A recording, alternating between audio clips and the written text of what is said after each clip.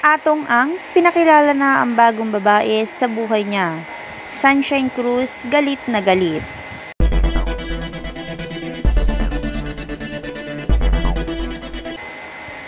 Isang kontrobersyal na pangyayari ang naganap sa buhay ng negosyante at personalidad na si Atong Ang. Kamakailan lang, sa isang sosyal na pagtitipon, ipinakilala ni Atong Ang si Rupa Gutierrez bilang isang espesyal na babae sa kanyang buhay.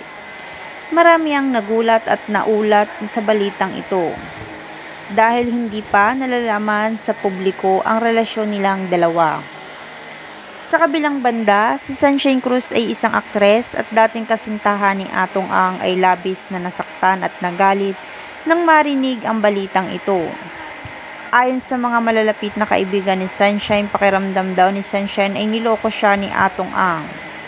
Nagtamo siya ng malaking sakit mula sa kanilang relasyon na kalaunan ay nauwi sa hiwalayan. Ang pangyayari kung saan ipinakilala ni Atong Ang si Rupa bilang bagong babae sa kanyang buhay ay nagsilbing dagdag asin sa sugat ni Sunshine kaya't hindi nakapagtaka kung bakit siya nagalit ng husto. Si Sunshine ayon sa mga ulat ay naglabas ng kanyang saloobin sa publiko.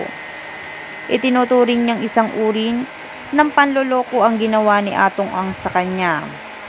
Sa mga pahayag niya, ipinakita ni Sunshine ang kanyang pagkadismaya at galit kay Atong Ang. Dahil para sa kanya ang kanilang relasyon ay may mga hindi natupad na pangako. Nagbigay siya ng mga pahayag na tila isang direktang mensahe para kay Atong. Ipinahayag niya ang kanyang sakit at pagkabigo lalo na nang makita niyang mabilis itong pumasok sa isang bagong relasyon. Samantalang si Atong Ang sa kanyang bahagi ay nagbigay naman ng paliwanag.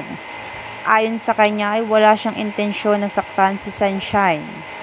Nagdesisyon daw ito na ipagpatuloy ang kanyang buhay at maghanap ng bagong pagmamahal. Aniya, hindi niya inasahan na magkakaroon ng ganitong reaksyon si Sunshine. Sa isang panayam, inamin ni Atong na hindi naging madali ang kanilang relasyon ni Sunshine at dumaan sila sa mga pagsubok ngunit sa kabila ng lahat, nais niyang mag-move on at maging masaya sa pamamagitan ni Rupa Gutierrez.